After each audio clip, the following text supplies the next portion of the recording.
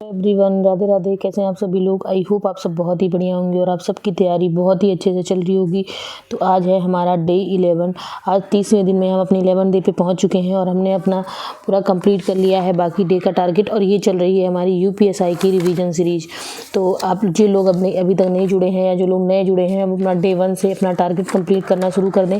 अभी भी पूरा टाइम है, आप अच्छे से अपना टारगेट कंप्लीट कर सकते हैं।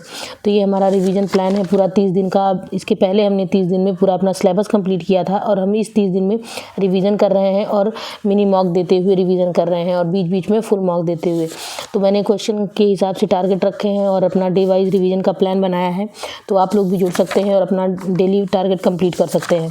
तो अब ये हमारा 11 डे है जिसमें हमने हिंदी में रखा है वर्तनी, विराम चिन्ह और अनेकार्थी शब्द। अनेकार्थी शब्द में आपको कोई क्वेश्चन पढ़ना नहीं है, आपको प्रैक्टिस करनी है। विराम चिन्ह में भी क्वेश्चन की प्रैक्टिस करनी है और वर्तनी में भी कौन सी वर्तनी शुद्ध है और कौन सा गलत लिखा हुआ है, इसको भी आप क्वेश्चन प्रैक्टिस के थ्रू ही करेंगे। आप 60 मैंने लिखा है, आप 100 क्वेश्चन लगा करके पूरा इसको प्रैक्टिस के थ्रू ही कंप्लीट करिए, क्योंकि इसमें कोई कॉन्सेप्ट पढ़ना ही नहीं होता है कि कोई ट्रिक कोई कॉन्सेप्ट कुछ नहीं लगता। आप जितनी अच्छी प्रैक्टिस होगी उतना अच्छे से इस पर कमांड हो जाएगी।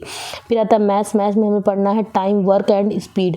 ये सब तीनों एक दूसरे से रिलेटेड हैं, इसलिए एक ही में रखा है और इसके 60 क्वेश्चन लगा लेने हैं।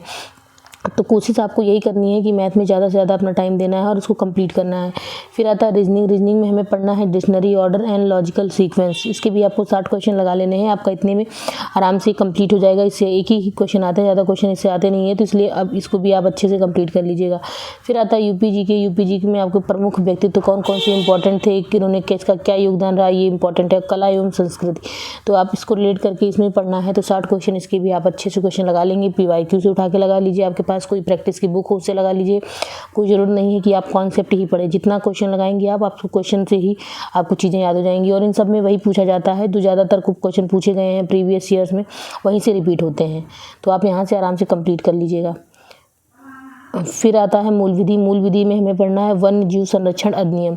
इसको अच्छे से कंप्लीट कर लेना है। छोटा टॉपिक है और जल्दी से इसको कंप्लीट करके रख देना है। फिर आता है इकोनॉमिक्स। इकोनॉमिक्स में हमें पढ़ना है गरीबी एवं बेरोजगारी, दोनों लिंक हैं। इसको आराम से आप 60 क्वेश्चन प्रैक्टिस कर लीजिएगा, आपका भी ये टॉपिक भी क्लियर हो जाएगा।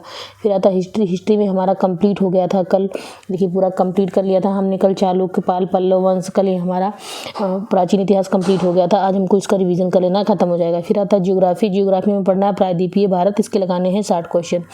फिर इसके बाद आता है प्रायद्वीपीय भारत, अभी आगे भी चलेगा। फिर आता है पॉलिटी। पॉलिटी में पढ़ना है भारत का नियंत्रक एवं महालेखा परीक्षक।